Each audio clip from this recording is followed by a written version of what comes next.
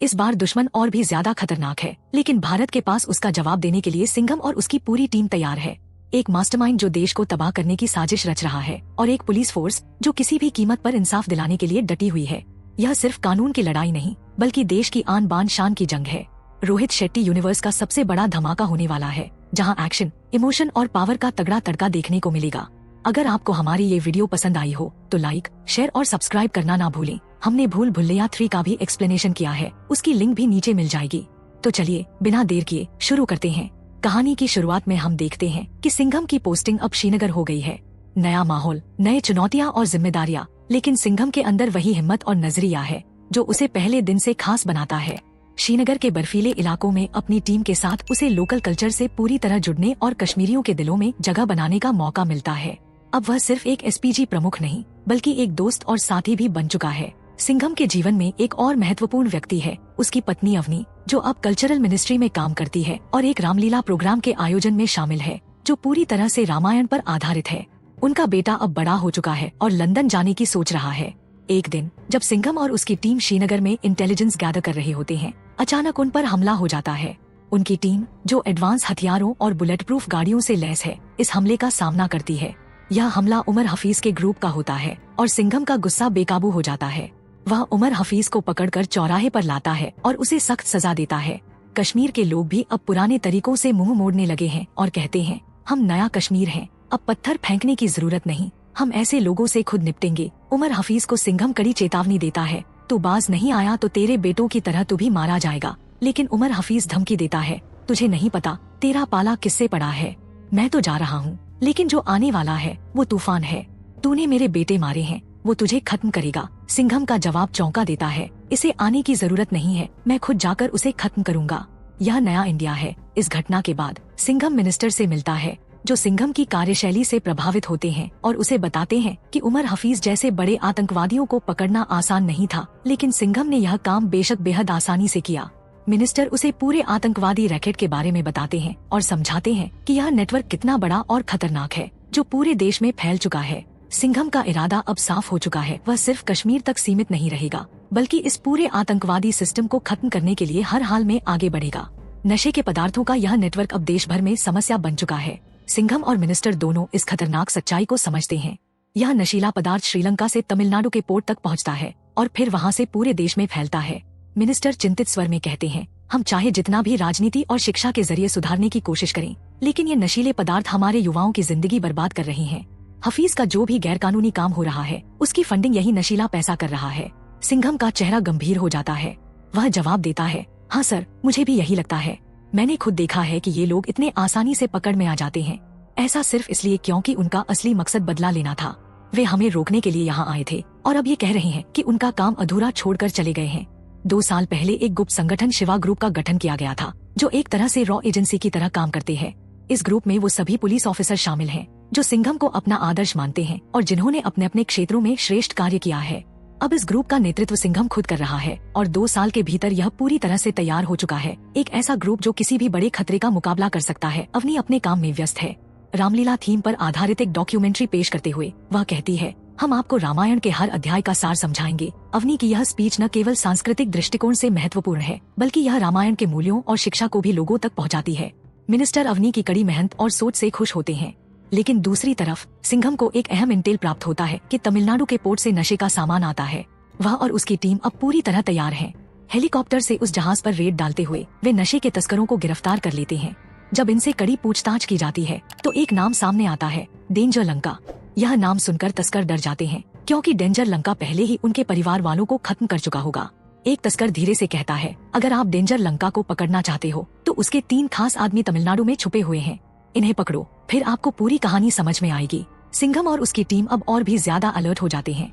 Inspector शक्ति, जिन्हें lady Singham के नाम से जाना जाता है, उन तीनों को पकड़ने की जिम्मेदारी लेते हैं। जैसे ही ये तीनों तस्कर पकड़े जाते हैं, सिंघम की रणनीति अब बिल्कुल साफ होती है। अगले दिन सुबह वह ठान लेता है कि उसे इन क्रिमिनल्स और उनकी गैंग को पूरी तरह से खत्म करना है, ताकि देश में एक बार फिर शांति और सुरक्षा का माहौल बन सके। अब सिंघम का इरादा सिर्फ उन्हें पकड़ने का नहीं, बल्कि इस पूरे घिनौने नेटवर्क को जड़ से खत्म करने का है। डेंजर लंका, जो अपनी क्रूरता और बर्बरता के लिए फेमस था, उसने पुलिस स्टेशन को शमशान बना दिया। उसकी धमकी ने सभी को थर-थर कांपने पर मजबूर कर दिया था। अगर तुमने मेरा ऑफर नहीं लिया तो मैं पूरा स्टेशन जला दूंगा और कोई भी जिंदा नहीं बचेगा।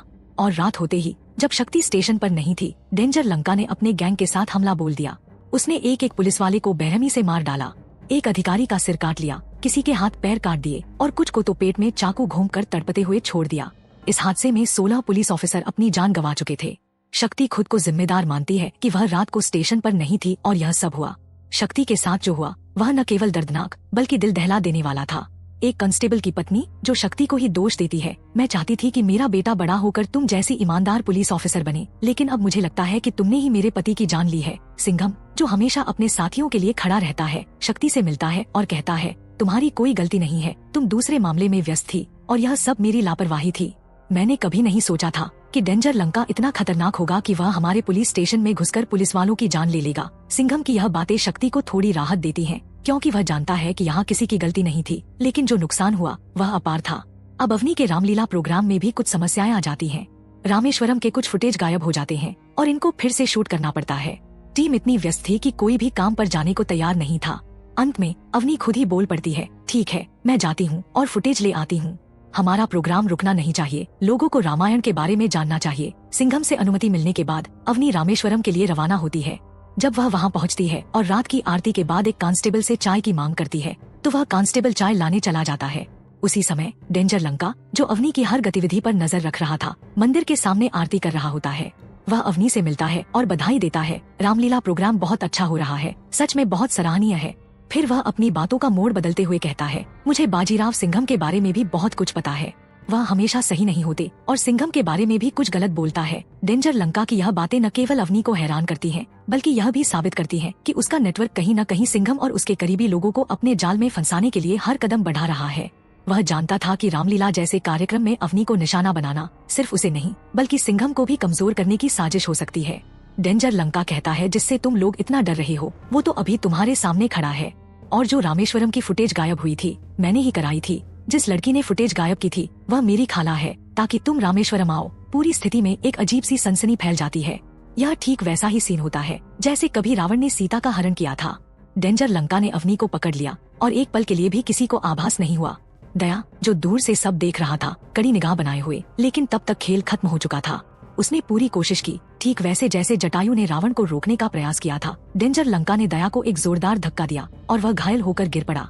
अब एंट्री होती है एसीपी सत्या की। अपने प्राणों की आहुति देते हुए उसने अवनी को बचाया, लेकिन खुद भी गोली का शिकार हो गया। जैसे तैसे उसे एक आश्रम में लाया, पट्टी बांधने की कोशिश की, लेकिन किस्मत ने पलटवार किया। डेंजर लंका अपनी पूरी फौज लेकर वहाँ भी पहुँच गया। जैसे पुलिस स्टेशन को जलाया था, वैसे ही उसने आश्रम को भी अपनी बर्बरता से खाक कर दिया। जो भी सामने आया उसे बेरहमी से मार डाला। वहाँ पर कल्रीपायट्टू योद्धा भी थे। आज वह दिन था जब उनकी तैयारी का सच सामने आना था। बंदूक और तख्ते वाले तस्करों से भिड़ना आसान नहीं था, लेकिन ये योद्धा भी किसी से कम नहीं थे। पूरा मुकाबला हुआ जिसमें लहू और पसीना एक साथ बह रहे थे। लेकिन फिर डेंजर लंका का नाम तो डर और आतंक का प्रतीक बन चुका है। वह एक एक करके सभी योद्धाओं को धराशायी कर देता है। फिर उसने अवनी पर गोली चलाई और उसे बेहोश कर दिया। अब एसीपी सत्य की मां को गन पॉइंट पर ले लिया। सत्य चाहकर भी कुछ नहीं कर सका। डेंजर लंका ने हंसते हुए अवनी को कंधे पर उठाया और चला गया। सत्या गुस्से से तिलमिलाते वहीं बैठ गया। जो कभी अवनी की सुरक्षा के लिए रेडी था, लेकिन अब वही अवनी उसके हाथों से फिसल चुकी थी। तभी सीन में सिंघम की एंट्री होती है। सत्य ने सिर झुका लिया और उसकी आंखों में गुस्से के साथ नमी भी थी। भाभी को नहीं बचा पाया। सिंघम ने उसकी पीठ पर हाथ रखा, एक गहरी सांस ली और एक गहरी आवाज में कहा, तुम्हारी कोई गलती नहीं है, अब उसे उसके घर में घुसकर खत्म कर दूंगा। जैसे ही सिंघम का यह भारी डायलॉग गूंजता है, डेंजर लंका को गुस्से का एहसास होता है और वह अपने सैटेलाइट फोन से कॉल करता है। क्या रे सिंघम, कैसा लग रहा है? अपने अपनों को खोने का दर्द महसूस हुआ? अभी तक तो मैंने अवनी के साथ कुछ किया भी नहीं और तूने मेरे पूरे खानदान को खत्म कर दिया। सिंघम की आंखें गुस्से से लाल हो जाती हैं। मुट्ठी कसकर भींचता है, फोन को कान से हटा देता है और गहरी गर्वित आवाज में कहता है, अब तेरा आखिरी वक्त आ चुका है डेंजर लंका। डेंजर लंका ने फोन पर सिंघम से कहा, सुन, जितनी जल्दी हो सके अवनी को छोड़ देने के लिए मत कहना। उमर हफीज कोई और नहीं, डेंजर लंका का दादा है और इसने अपने पूरे खानदान को एक एक करके स्लीपर सेल बना दिया। देश में दहशत फैलाने की साजिशें करता रहा। ताज से लेकर कश्मीर तक हर जगह तबाही मचाने की कोशिश की। डेंजर लंका कहता है, तेरी इंडियन पुलिस फोर्स ने मेरे अपनों को खत्म कर दिया। अब मैं आया हूँ सिंघम, तेरी पूरी टीम को नष्ट कर तुझे तिनका तिनका करके ढेर कर दूंगा। सिंघम ने कहा, हमारे बच्चों पर हाथ डालने की सोचना भी मत। अगर तूने हमारे युवाओं को खोखला करने की कोशिश की तो सुन, मैं अकेला नहीं, मेरे जैसे हजारों सिंघम खड़े होंगे। फिर एक ठहराव आया और सिंघम की आंखों में गुस्से का सैलाब उमड़ आया।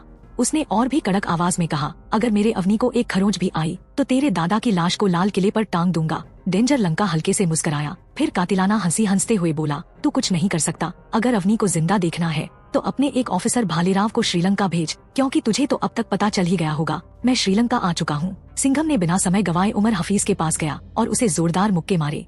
फिर पूछा, बोल, मेरे देश से इतनी दुश्मनी क्यों? उमर हफीज खून थूकते हुए मुस्कुराया, मैंने कुछ नहीं किया, मेरे बेटों ने किया, और वो अपने मकसद के लिए लड़े।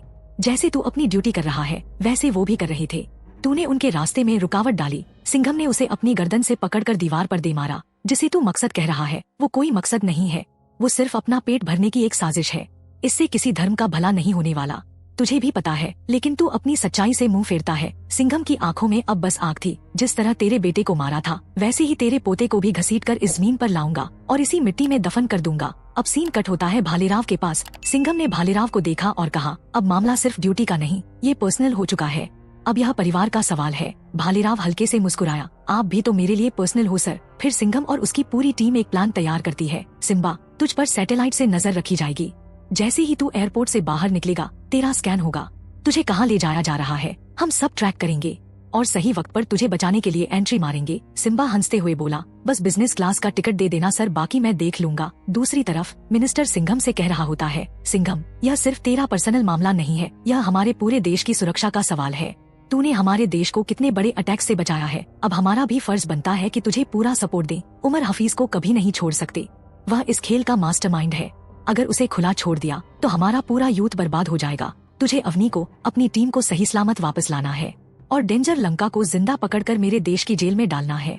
श्रीलंका में डेंजर लंका अवनी को घूरते हुए हल्की मुस्कान के साथ कहता है, बड़ी रामायण रामलीला कर रही थी तू, अब बता, जब राम ही नहीं बचे तो कौन बचाएगा तुझे?